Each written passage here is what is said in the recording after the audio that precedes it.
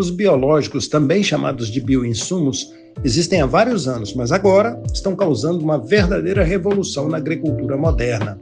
Nesta série de 3 vídeos, vamos escutar sobre manejo de pragas, manejo de doenças e biodisponibilização de nutrientes através desses bioinsumos. Antes, clique em gostei, compartilhe este vídeo com outros possíveis interessados e se inscreva no canal. Só assim poderemos continuar ativos. Vamos direto aos vídeos?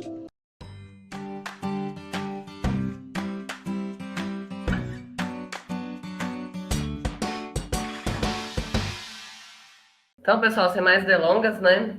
Meu nome é Rafaela, eu sou pesquisadora aqui na Universidade Federal de Lavras, né? Trabalho com controle biológico, venho lá da graduação trabalhando com controle biológico, até hoje no pós-doutorado como pesquisadora aqui do grupo, com a supervisão do professor Flávio Medeiros. E hoje o tema que eu trouxe para vocês é uma pergunta, e a gente vai se questionar dessa pergunta o tempo todo. Por que adotar o controle biológico no manejo de doenças de plantas?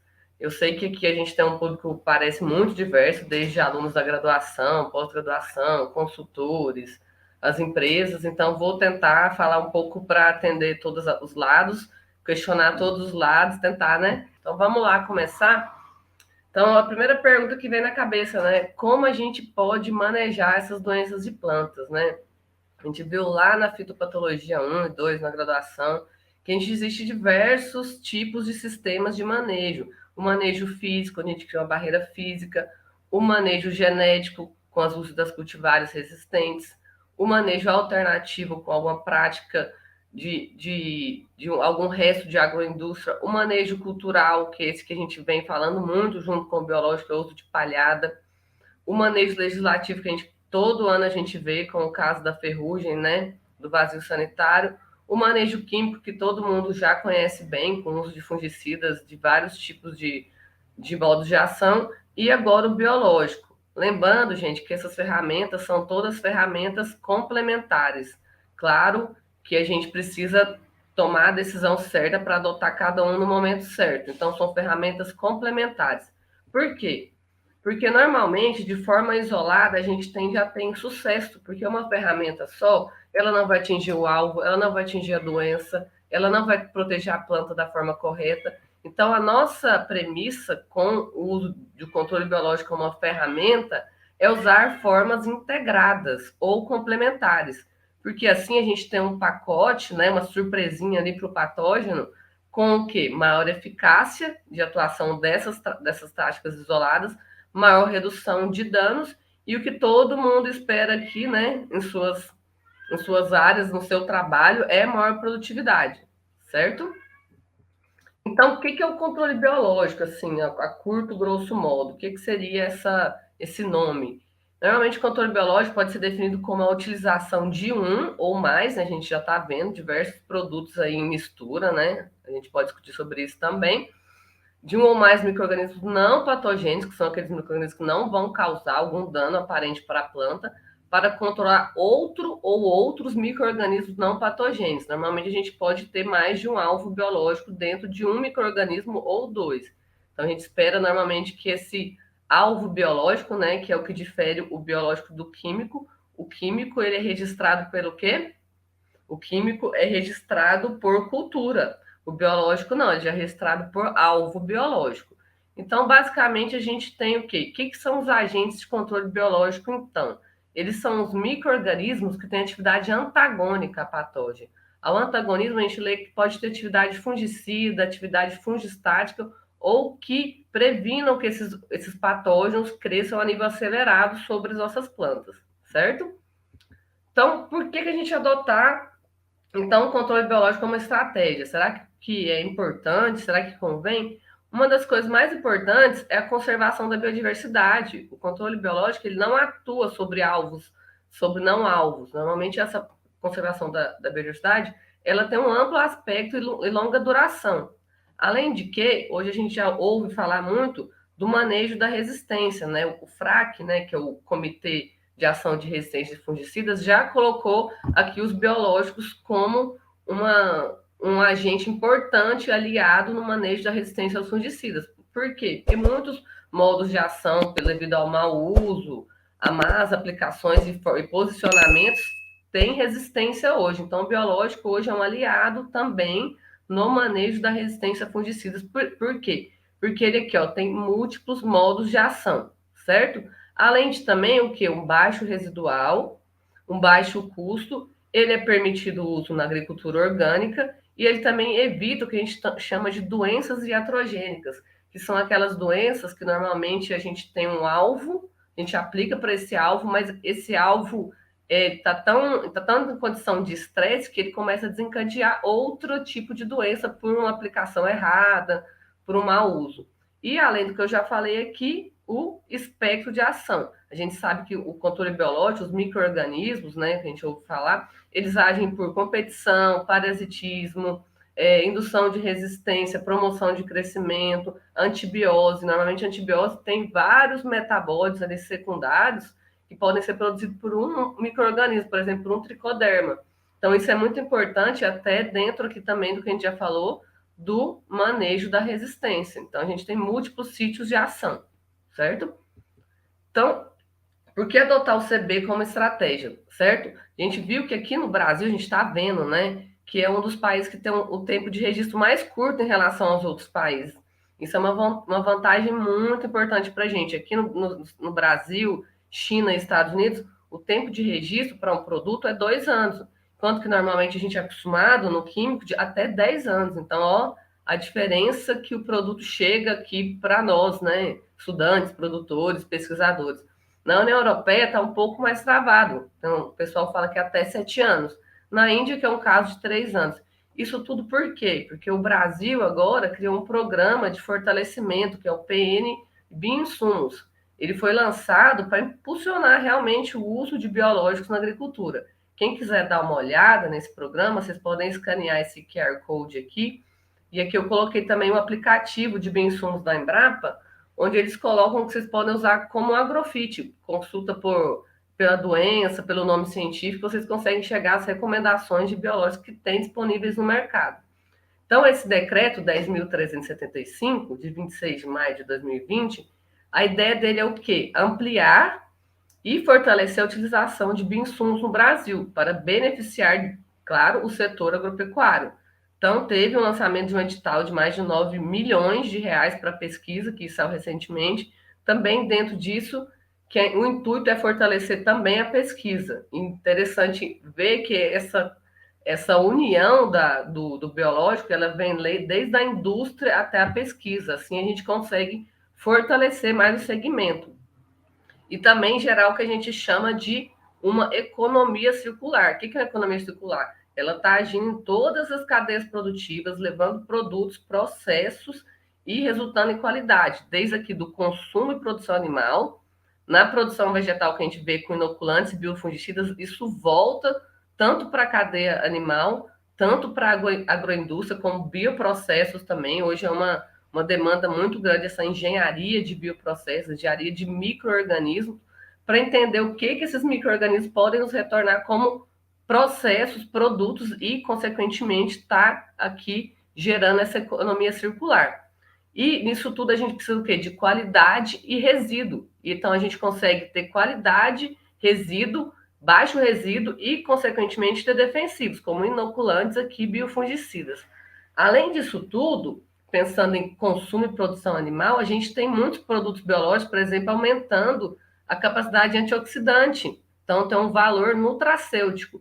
E também o controle ou a redução dos níveis de micotoxinas em grãos, que eu vou falar um pouco mais à frente para vocês. E, consequentemente, aqui a gente precisa desenvolver, né, essas atividades para um questionamento muito importante, a vida de prateleira, e ver como regular essa atividade antioxidante. E a gente vai ter diversos outros produtos indiretamente aqui, até carrapaticida e entomopatógenos saindo dentro dessa cadeia aqui.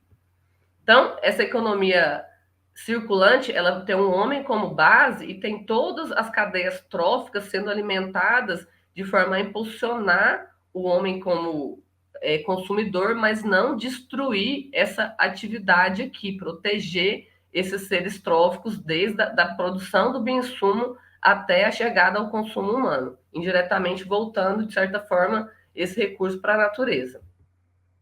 Então, dentro da classificação dos bioinsumos, a gente tem eles classificados basicamente como substâncias químicas naturais, né? Que são semioquímicos, né? Que são compostos que induzem respostas de comportamento nos organismos vivos. Isso aqui a gente usa mais na parte da entomologia, que são os feromônios e os feromônios aleloquímicos. A gente também tem os bioquímicos, né? Que são os compostos de origem natural que controlam pragas e doenças, que são os hormônios reguladores de crescimento, que a gente usa bastante, né? E as enzimas aqui que normalmente estão induzindo resistência na planta, promovendo o crescimento.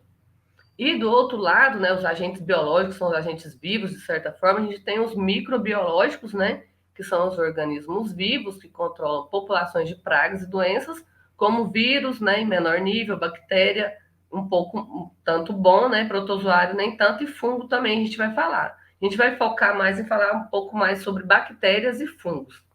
E também temos os bioquímicos, né, que são os organismos vivos que controlam populações de pragas e doenças. Aqui a gente lê entomopatógenos, né, ou alguma alga, algum subproduto de extrato vegetal também que pode estar protegendo a planta. Então, a gente tem essas classes até o momento. Então, como que é feita essa classificação, né? Através da lei de biofertilizantes e afins, teve-se uma vantagem em registrar principalmente inoculante, né? A gente já conhece casos de inoculantes registrados à base de brasilizoido e azospirilo, e biofertilizantes em geral, tanto de produção comercial como na produção on-farm. E a lei da agricultura orgânica facilitou muitos registros, mas a gente tem que ficar de olho na especificação de referência, que é o uso dessas cepas que tem registro, somente no em institutos e outros órgãos legislativos, né? Que a gente precisa, normalmente, quem vai usar uma cepa para multiplicar, ela precisa ter uma autorização, esse termo de uso, né? De registro. Então, essa lei de agrotóxicos e afins deixou disponível aqui os semioquímicos, os fungicidas, os bactericidas e inseticidas.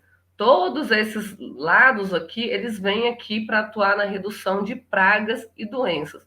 E, consequentemente, o que eu tenho de resultado quando eu tenho esses pacotes todos aqui? Eu tenho um aumento da nutrição e promoção do desenvolvimento vegetal. Leia-se isso como uma promoção de crescimento, plantas, aquele efeito verde, plantas mais produtivas. E aqui no caso a gente tem um bacilos, né, muito comum, e a gente usa esse nome como biofertilizante, produção de ácidos graxos, ácidos orgânicos e outros produtos. Então, dentro do mercado, o que a gente tem disponível? Como a gente chama isso, né? A gente tem os inoculantes, né? Que é ligado ao suplemento nutricional, principalmente para fixação biológica. A gente tem os ativadores ali, que são aplicados no solo, né? Para estimular os micro-organismos presentes, que muitas vezes os micro-organismos estão ali no solo, mas eles não têm alimento para estar disponibilizando, quebrando outras fontes para disponibilizar para as plantas. A gente tem os repositores, que também foram feitos através de inoculação, para repor essa biodiversidade. A pergunta que eu faço para vocês é como que eu conheço a biodiversidade do meu solo? Eu vou deixar essa pergunta para a gente discutir, se alguém tiver essa resposta. Vou trazer algumas respostas ao longo da apresentação. E a gente também tem os biodefensivos, que são diretamente ligados contra fitopatógenos. O que a gente tem que pensar é que esses recursos microbianos, eles são holísticos, eles são integrados, eles estão uma teia. Então, não é só o biodefensivo de forma direta que vai controlar patógenos. Se eu tiver um manejo, se eu ativar os meus micro-organismos que estão no meu solo, eu vou estar atuando contra fitopatógenos. O inoculante, a gente já vê diversos trabalhos de co-inoculação com bradyrhizoma, por exemplo, e azospirilo também controlando ou reduzindo níveis de doença. Então, são os recursos que a gente tem disponíveis para ativar esse nível de controle e, claro, que todos podem estar atuando sobre esse sítio, que é o manejo, a redução da severidade da doença no campo. Então, o mercado de bioinsumos, hoje, ele conta, no Brasil, né? Vamos falar de Brasil, porque de mundo seria um pouco complicado. Ele conta com 3,3 milhões de hectares já com o uso de bioinsumos, leia isso de inseticidas, nematicidas, de todo aquele pacote que eu expliquei para vocês, o que é classificado. Então, a gente tem 3,3 milhões de hectares, 27% de adoção ainda, em pleno 2022, sendo que a região que mais usa o controle biológico hoje é o Centro-Oeste, né? E depois a região Sul, né? É a região que está menos usando o biológico. Dentro do Centro-Oeste, a gente tem o Mato Grosso, né? Como um dos principais estados, né? Que adota essa tática de manejo. E acredite também, Roraima é o segundo estado que mais usa biológicos, né? E dentro dessa classificação de biológico, o que a gente usa mais? Normalmente, o que estão usando mais são nematicidas, com 48% de uso dentro disso aqui tudo. Então, normalmente, o que a gente está vendo normalmente não, é o que está acontecendo, está sendo um posicionamento maior que o químico. E o que tem sido usado? Qual é o agente mais usado? Né? Tricoderma. A gente vê também que tem 8,36 mil hectares adotados de uso de tricoderma.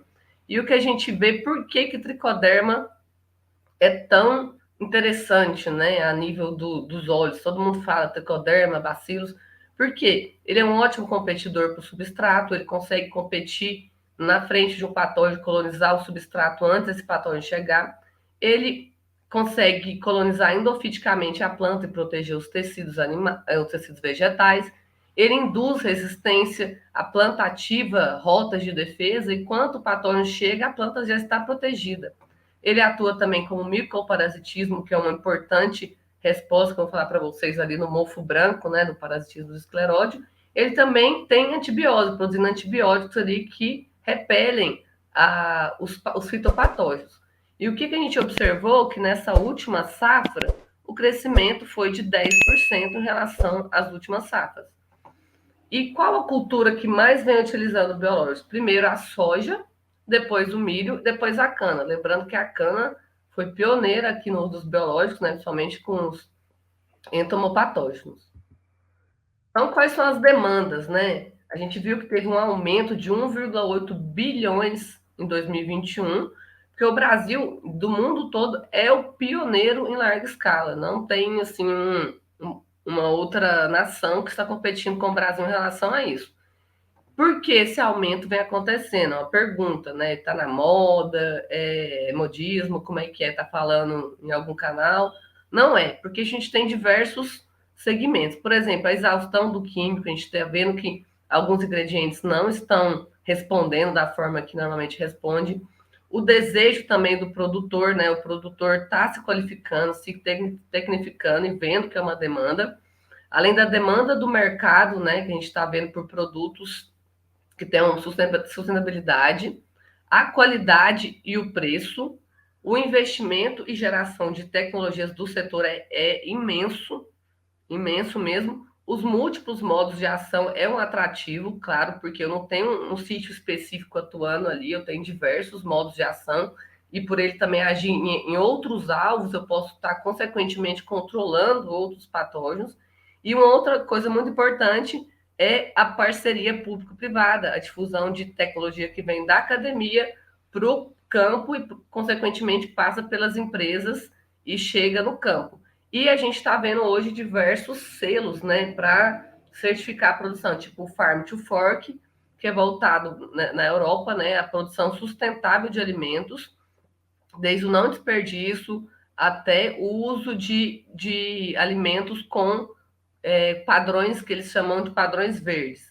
O selo ESG também, que é o selo do meio ambiente, o social e a governança aliado à produção. E hoje a gente tem aqui no Brasil, aliando esses três elos, o Programa Nacional de Bioinsumos. Então, o que a gente tem, né, de ingrediente ativo? Para bactericida, a gente tem o Bacillus subtilis e Bacillus licheniformes, e a gente tem diversas formulações, desde formulação líquida, formulação em pó molhável, suspensão concentrada, isso tudo para controle de bactérias, né? Fungicida para controle de fungos, a gente tem bacilos, do tipo Bacillus subtilis, velezenses, púmilos, Clonostax rosea, os tricodermas, né, arziano, asperedos, conigiopsis e estromático, aqui também diversos tipos de formulação, misturas entre bacilos e tricoderma. E nematicida, né, que é o que a gente tem mais usado dentro do controle biológico para doença de planta, a gente tem um maior número, né? A gente tem os bacilos ali, de outras espécies, os tricodermas, e tem Pasteura, Pocônia e Purpurecilha, esses 2 fungos aqui também. Então, a gente tem também misturas aqui. Então, não vou entrar nesse quesito, porque senão a gente vai prolongar mais ainda. Então, qual que é a perspectiva, né, do controle biológico dentro do manejo integrado de doenças? A gente adotando aquelas ferramentas que a gente está cansado de saber, né, a sanidade de semente, eu saber se a minha semente está saudável, se não eu faço um tratamento de semente, eu aumento ou reduzo o espaçamento para cada doença, tipo mofo branco, o que eu faço? Eu aumento ou reduzo o espaçamento? Normalmente essa densidade mais, a planta mais fechada, a rua mais fechada, favorece a doença, a rotação, né? Ler a rotação de culturas, não sucessão, como a gente vem fazendo, né? No cerrado, só soja, milho, que é uma sucessão na rotação. A importância aqui da cobertura do solo como um sistema integrado, o uso do controle químico também como uma ferramenta, e o biológico, lembrando que a gente trabalha com uma engrenagem. Então, a gente precisa que todos esses sistemas aqui tenham posicionamentos, tenham melhorias ao longo do tempo do manejo de uma doença específica. Então, o biológico, ele age nesses diferentes sítios, né? Que é a proteção da espermosfera, que é a semente e a plântula. Também, outro importante é a supressividade a patógenos e redução da pressão de núcleos de patógenos radiculares, que é essa proteção da rizosfera, o controle de doenças do filoplano e pós-colheita. Então, a gente consegue alcançar esses diferentes sítios de competição pela a doença. Então, o que a gente pensa quando pensa em proteção da espermosfera? A palavra que vem é a competição. Por que competição? Basicamente, aqui nos primórdios da germinação, nessa fase, né, que a planta está, a semente está começando a fazer a ebibição ali, pegar a água disponível e usar todos os nutrientes para emitir a radícula, é nessa fase aqui que o patógeno chega. Então, o que a gente tem que fazer? A gente tem que fazer essa proteção dessa espermosfera para quando o patógeno chegar, a planta está protegida e o patógeno não conseguir estabelecer. Um bom caso disso aqui é bacilos contra fusário.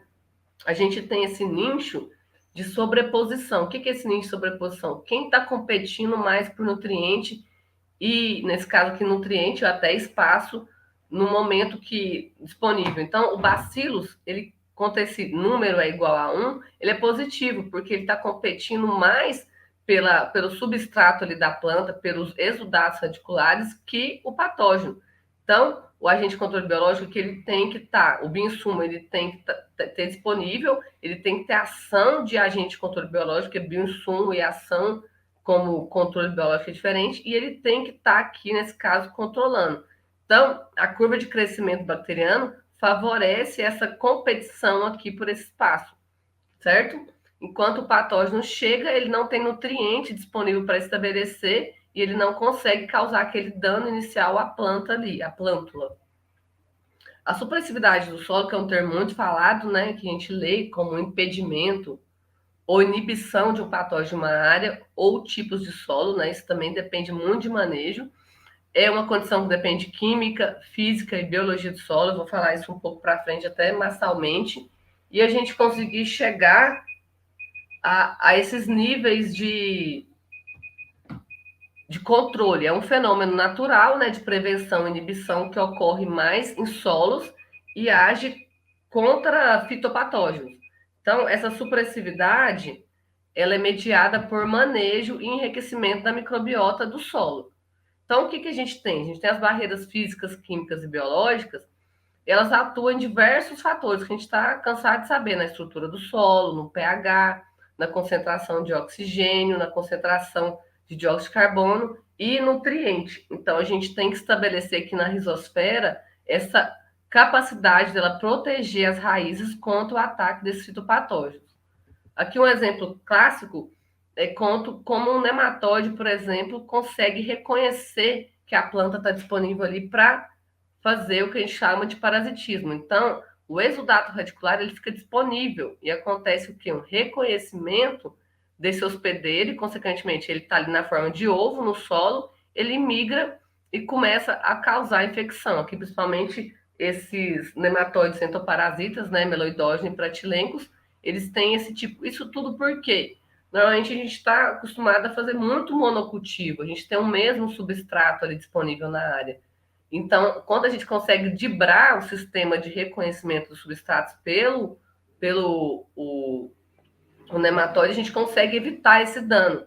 Por quê? Porque isso aqui depende de diversos fatores, como a idade da planta, em plantas mais velhas é mais baixo, da espécie vegetal, da sanidade da presença de injúrias e fatores externos.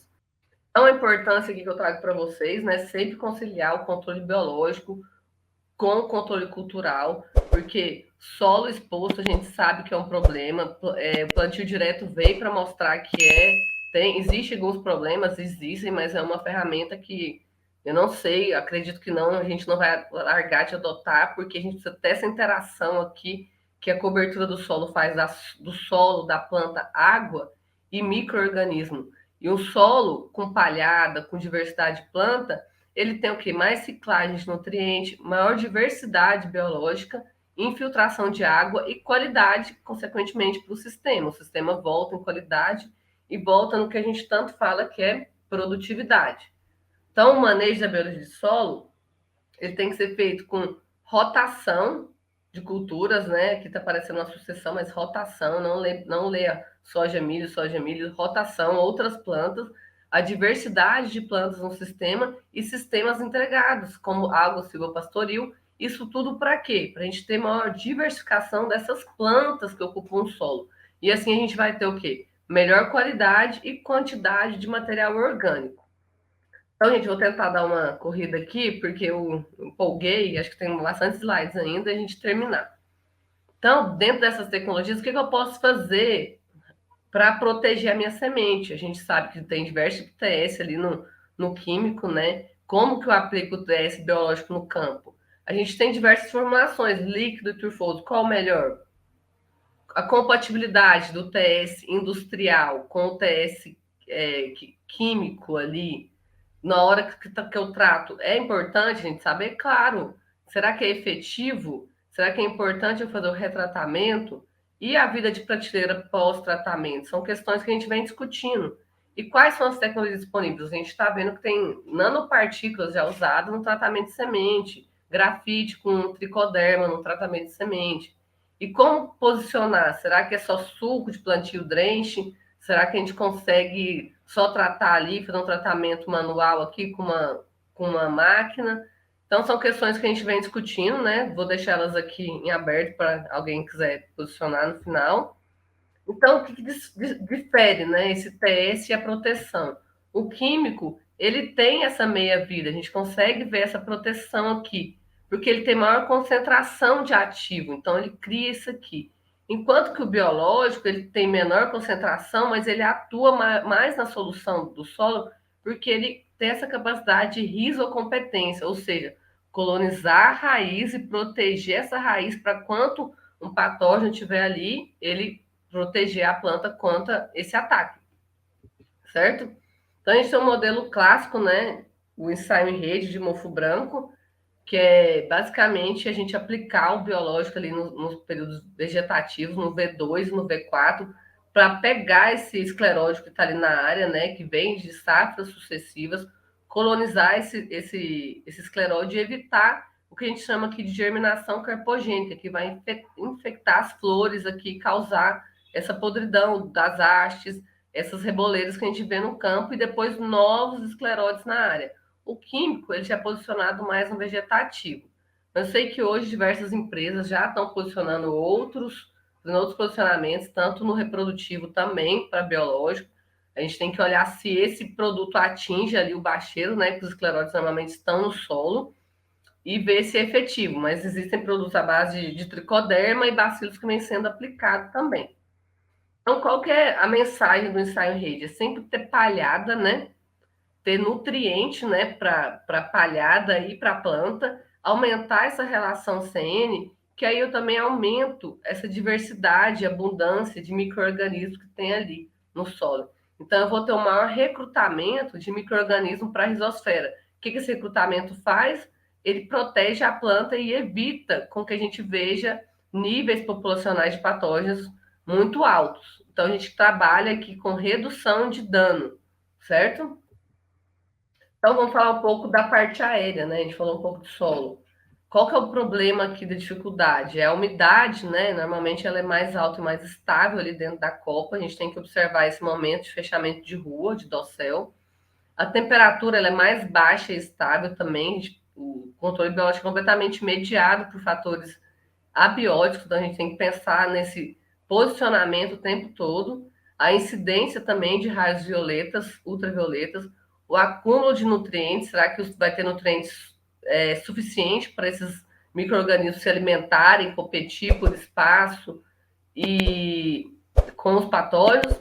E a dificuldade também de atingir o bacheiro, que aqui a gente fala de tecnologia de aplicação.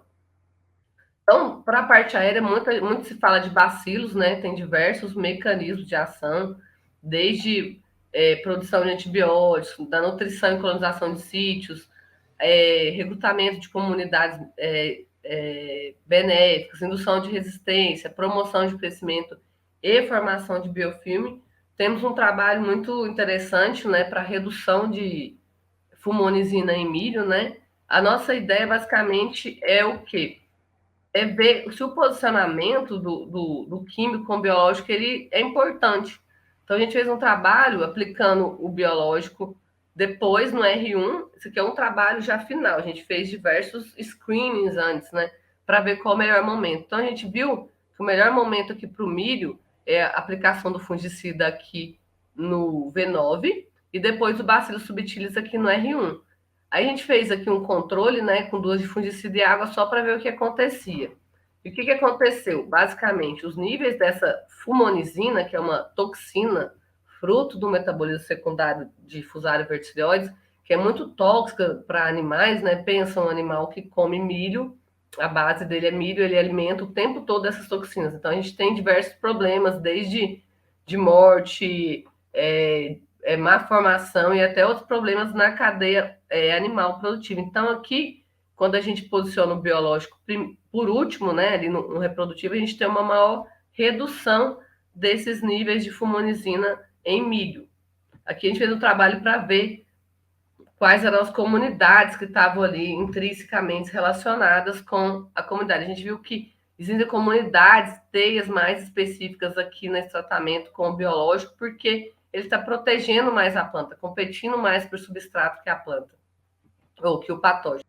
E por isso a importância do time de aplicação, né, gente? Eu já vi produtor aqui no sul de Minas falar que ia aplicar tricoderma lá no final do ciclo do milho. Tricoderma também coloniza a espiga, então a gente tem que pensar em posicionar em algum outro momento ali no vegetativo para a gente evitar problema ali que desconta, né, na hora de vender esse grão que pode estar colonizado por tricoderma. Não vai ser um problema, mas o grão está colonizado. Então a gente pensar que esses modos de ação aqui para a gente aplicar de forma correta. O que um outro produtor fez aqui?